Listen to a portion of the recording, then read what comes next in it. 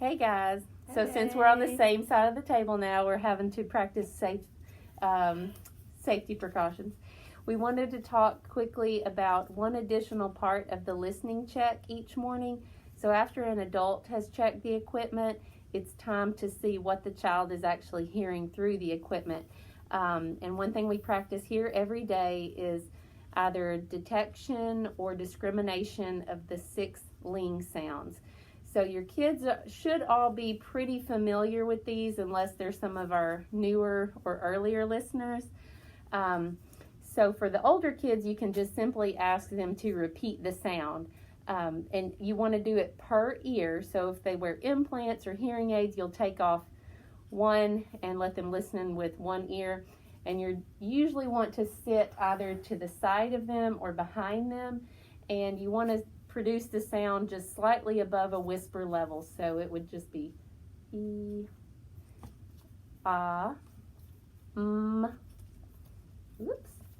sh, ooh, and s.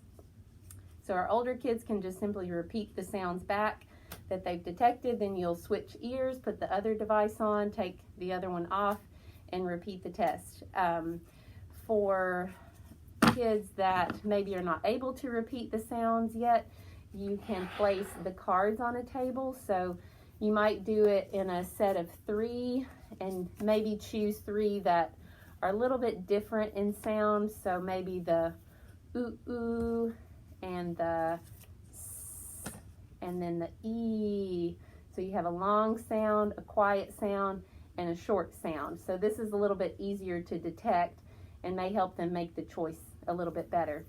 So after you go through all the sounds on one ear, again switch to the other ear. And in this task, you're just asking them to point to the sound that they've heard. So, want to demonstrate it? Yeah, we can try that out. Okay, so I'm going to lay down the the sh, and then ah. All right, so I would sit either next to Elizabeth so she could not see my face, or behind her. Okay, Elizabeth, can you show me Okay. Okay. Show me Very good. Show me sh. Good. So then we would take those away, put down the next 3. And some of the kids are able to do all 6 cards. Mm-hmm. So it just really depends on your child. If you start with all 6 and they have trouble, then drop down, as Rachel said, to 3. If you do not have these cards at home, let us know. This is, again, something else we can mail out to you. Another good option, if they are getting bored with the cards, you can use toys in place.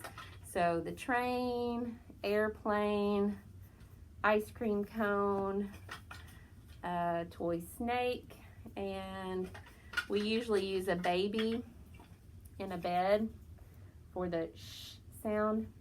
And then we have a toy slide. You really are just teaching them kind of association of a sound to a toy. And then some of our kids that maybe are still learning these sounds, they don't quite have that association yet. We are simply looking for detection of the task. So this is conditioned play, where we want them to demonstrate a wait, listen, and respond type of task. So when I'm teaching this, a lot of times I'll either put the card down so they're listening for that sound, and it's also kind of teaching association.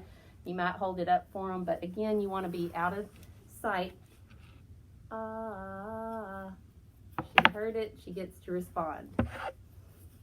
She gets another one, so we're going to switch off to this next one.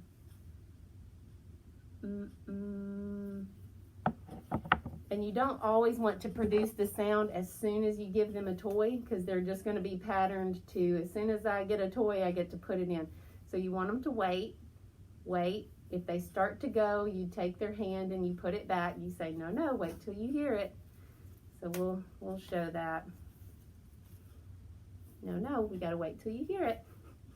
Shh. Good. Okay. What else? Sometimes, especially if your children haven't been doing this for a while, since we've been out of school, they sometimes need something called hand over hand, Yes. just to jog their memory. Rachel and I are trying not to touch each other too much, but so if your child is just sitting there and you know their device is working and they're just not responding, you can go, okay, listen, and then guide their hand down as you're making the sound. You heard that, Okay, let's listen. Ooh.